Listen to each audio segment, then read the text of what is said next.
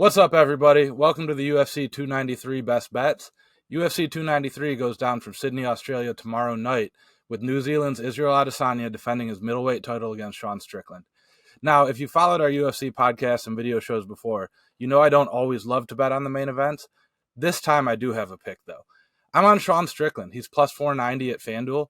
This is a really interesting matchup because the UFC really wanted this to be Dricus du Plessis versus Israel Adesanya, but DDP wasn't going to be ready in time. And they kind of just found the guy who's always available, always ready to fight, always in shape, and that's Sean Strickland. Strickland has a very different style than Israel Adesanya. Sean Strickland has more of that machine gun style. He lands almost two significant strikes over what Israel Adesanya does, albeit against lower competition, where Adesanya likes to stay on the outside and snipe, pick off single shots. I think that plays a little bit better to the judges for Strickland if it does go to a decision, just having that more volume. But there's really two questions here. The first for me is how serious is Israel Adesanya taking this fight? There was a lot of heat on the fight with DDP. That matchup was going to be heavily anticipated. Now we have an opponent that a lot of people aren't viewing as much of a contender or much of a test for Adesanya. I'm not sure that he'll be in the shape he needs to be in or be taking this as seriously as he needs to. The other big question is what happens if Sean Strickland grapples in this fight? Strickland rarely uses it in the UFC, but he's an elite-level grappler who's competed against some high-level guys and should have a big edge against Adesanya. Adesanya is notoriously hard to take down, but when he's not expecting it, like against Poatan or Jan Blachowicz, we've seen him get taken down in the past. If Strickland goes that route, I could see him grinding out a few rounds that way and then managing to survive to the final bell. If you want to make this even juicier, I like the Strickland in rounds 4, rounds 5, or by decision at plus 900, also on FanDuel. I don't see Strickland just coming out here and starching him right away. I could see a nutritional finish down the stretch if he lands a lot of volume or a decision. And then obviously with bets of this line, this is more of a prop squad style pick. We're doing 0.1, 0.2 units on stuff like this, so don't go crazy. My second pick is Chepe Mariscal. He's listed as Jose Mariscal in some books, so be sure to check through the listing to find his name. He's plus 175 against Jack Jenkins, and there's two elements to this. I think I'm higher on the market than Mariscal. He looked really good in his UFC debut. He fought up a weight class and on short notice against Trevor Peek.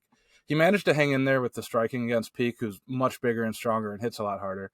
And he also dominated Peek on the ground, getting 4 takedowns throughout the fight. Mariscal has a judo background and hits a lot of high-amplitude throws where he lands in a good position. I think that's going to be a problem against Jack Jenkins, who was taken down the stretch by Jamal Emmers. The other part of this is I'm lower on than the market on Jack Jenkins. He won a split decision in his last fight, but most people thought it should have gone the other way.